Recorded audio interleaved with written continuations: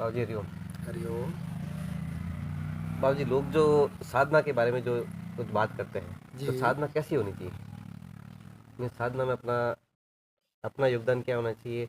और जो प्राप्ति की जो इच्छा करते हैं, जी। तो उसका जो तालमेल है वो संक्षिप्त में बता दीजिए आप।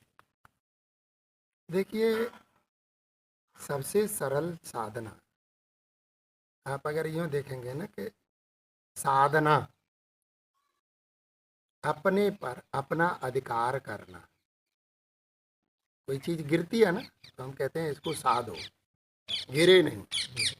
तो हम कहीं फिसल न जाएं, हम कहीं गिर न जाएं, इसीलिए अपने को साधते हैं। अर्थात हमारा अधिकार हमारे ऊपर रहे, हमारे ऊपर दूसरों का अधिकार न रह करके हम अपने में अपने ऊपर अधिकार जमा सकें, उसको हम कहते थे साधना।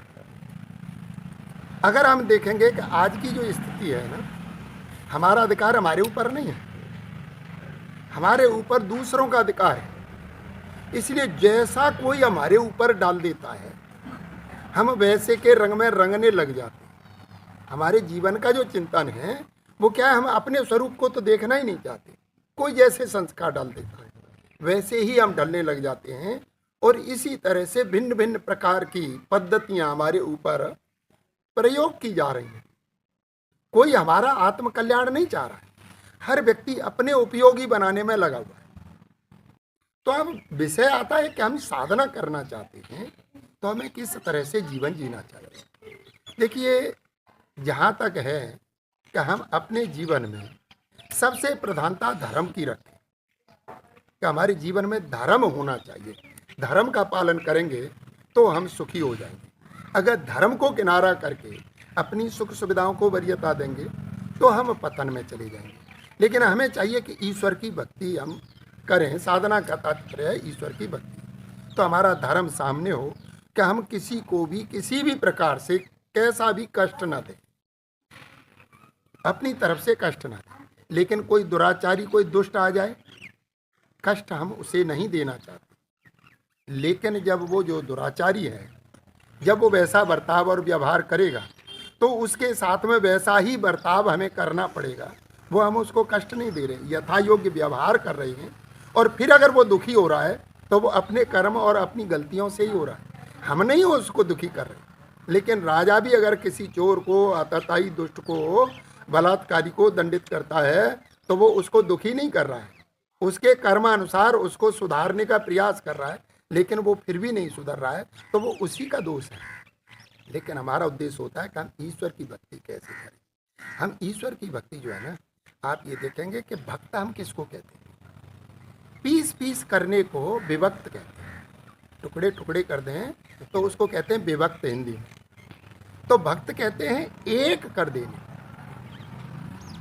जिसमें कोई खंड ना रहे, अखंड हो जाए, उसको हम भक्त कहते हैं। तो अर्थात हमारे जीवन में खंड खंड न हो। हम जो भी कार्य करें उसको बिल्कुल पूरा पूरा जान करके समझ करके करना चाहिए। इसलिए हम पहली बात तो ये है कि हमें अपने अंतःकरण में ये प्रश्न खड़ा करना चाहिए कि हम क्या करें, क्यों करें और कैसे करें। अगर ये तीन कसौटी अगर आप सामने रखेंगे तो आपके जीवन में फिर विकृतियां नहीं आएंगी। पहले तो हमें ये पता हो कि हम क्या करें, कि ईश्वर भक्ति करें। फिर क्यों करें, क्योंकि उससे हमारी आत्मिक शांति प्राप्त होती है और मोक्ष की प्राप्ति, सदगति प्राप्त होती है। इसलिए हम ईश्वर भक्ति करें। अब ईश्वर भक्ति कैसे करें? अब जब कैसे की बात आती है तो हमने अपने जीवन में क्या समझा है कि इसके लिए हम कुछ ऐसा करें कि जिससे ईश्वर को प्राप्त कर सके।